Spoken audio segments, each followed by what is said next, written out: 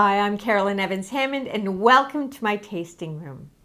Carolyn's tasting room is where you can taste exciting wines with me. And tonight we feature the second part of our two-part series on stocking stuffer wines.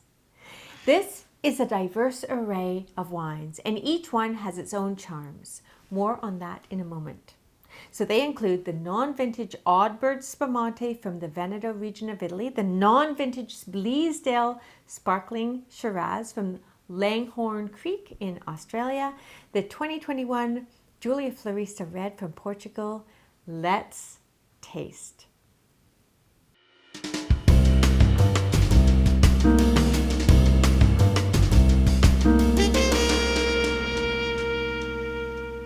And the first wine in our flight is actually non-alcohol. So there's no alcohol in this wine. It's the Oddbird Spumante.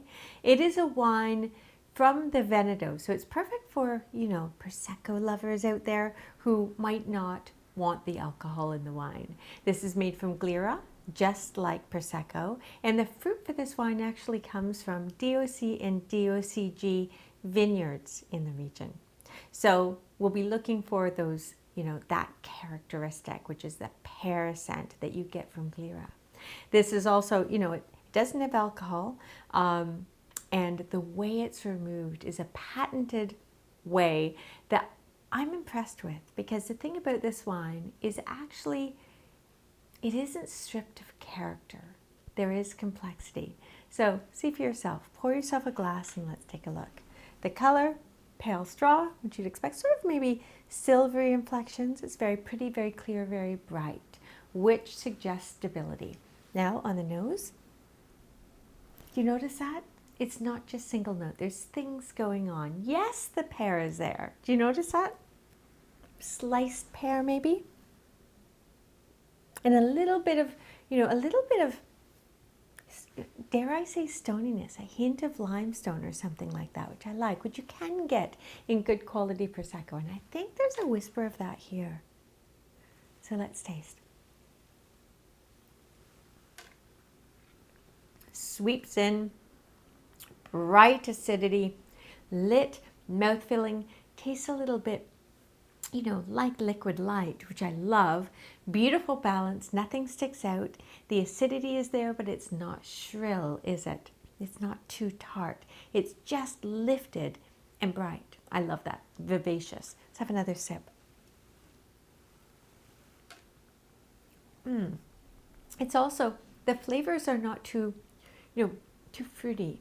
The flavors are appropriate for Glera. So you're getting the sliced pear, yes, and the minerality coming through, as well as, do you get a note of salinity on the tail end? I do. And I like that. So it's a sophisticated tasting non-alcoholic wine when far too many taste terrible. They're either dirty tasting or they're very single note with no nuances at all, nor do they taste, like a grape variety that you're familiar with. So I like all of those things. Now let's have another sip and focus on, we know that there is some residual sugar. Focus on the tip of the tongue and see if it's well balanced. When you focus there, it's sweet, but you don't notice it when you're just sipping because it's so well balanced with the bright acidity. It's got the great tension between sweet and sour that just makes it lip smacking. And that's so important, especially with a wine without alcohol, because alcohol is an important structural component in wine. And too many, when they remove that, they get the balance off. But this has great balance because of bright acidity in perfect balance with the residual sugar. Love that. In fact, I want to drink it again. Lovely. This is the kind of wine you can absolutely pour with confidence or gift with confidence. The size, it fits in every stocking perfectly. And it's a kind of wine, I think you should, if you do pop it in a stocking, pop it in with a little salty snack, because the saltiness with the sweetness together, sublime.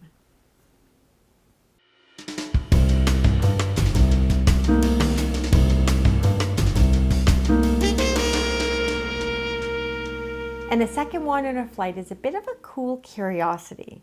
It's sparkling Shiraz from Australia. Now, Australia loves sparkling Shiraz. It's a bit of a big deal there. And this particular bottle has won lots of awards for good reason, actually. This is a non-vintage, but it's made a certain way that's great. What they do is, they take the base wine, which is a blend of all the vintages since the wine's inception back in 1997, and they freshen that base with the new batch or the new vintage of wine. So that allows the wine to maintain consistency as well as gain the complexity from all of those back vintages. So it's kind of an exciting find. It's a wine that, this half bottle goes in a stocking beautifully because it's a half bottle, 375 ml, and it's a kind of wine I think you're going to like. So pour yourself a glass. Let's take a look. Immediately you notice the depth of color. You cannot see the bubbles going through the center at all because it's so opaque, and yet indeed there is foam at the side of the glass. It's bubbly. If you look in the center, you can see the foam appearing there too. So have a sniff and let's see what we find in the glass. Absolutely Shiraz. I mean, this is choco berry. This is Hallmark textbook, clean, beautiful Shiraz. Isn't that lovely? I do like the fragrance of Shiraz. Let's have a taste. Interesting, isn't it? Because it's bubbly, it's effervescent, and those bubbles are fine. It's a very fine mousse in the mouth, which is lovely. And the expression is quite full-bodied and quite flavorful. It's a punch of berry goodness layered with chocolate. But the chocolate isn't just single note. You notice that? I'm getting dark, bitter chocolate, sort of a cocoa powder nuance. It's almost textural under that fruit. There's a little bit of milk chocolate, sort of a creamy note too. Do you get that? And with that, the hint of vanilla even. I love this. And the berries, blueberries, yes. Blackberries, yes. As well as a little bit of tart raspberry or something holding up the fruit, making it bright. This is, this is well balanced. There's lots of that mouthwatering acidity, which you need in a sparkling wine, though the effervescence also scrapes the palate clean and keeps it lifted and refreshing. So it's a great little bottle of wine, a great little find, and I think it's the kind of thing that Santa would approve of.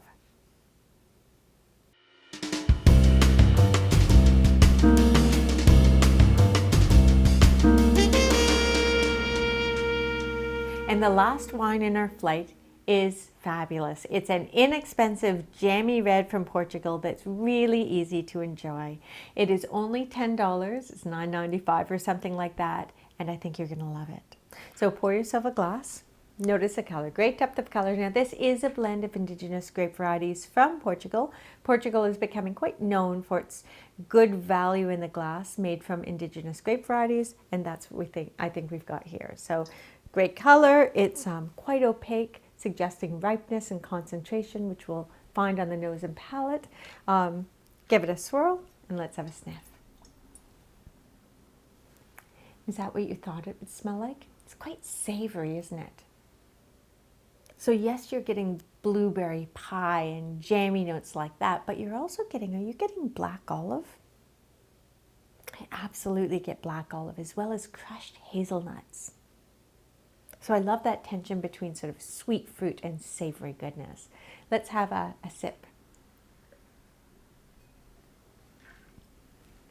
Sweeps in, saturates a palate, drenches a palate, and is really well balanced. Grapefruit, super ripe, absolutely.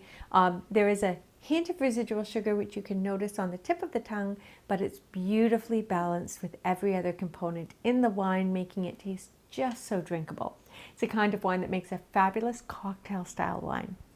Now this has 13% alcohol, so it's sort of right down the center of medium bodied. So it works at the table for sure because it's refreshing and quenching and it's not going to tire the palate. But it's also light and lifted enough that you can have a couple of glasses. And it's full bodied enough too to enjoy cocktail style. So let's have another sip and see how it's expressing itself. blueberry pie? Absolutely. Toasty notes, sort of those, toasty caramelized edges of blueberry pie right there, yes. And on the finish, are you getting that olive note again, the black olive, as well as a good crank of black peppercorn? I am. I just think this is a lovely value for money. And it's a kind of wine that, you can pour or give with confidence. It fits in a stocking, yes. And I think it's a kind of wine everyone's going to love.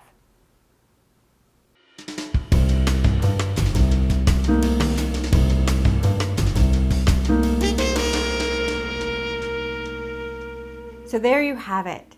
3 more wines to wrap up your holiday gifting. Which wine did you like best? Let me know. Send me a DM, and don't forget to like and subscribe, because I'm coming right back with another flight of delicious wines here on Carolyn's Tasting Room, so you can drink better and learn how.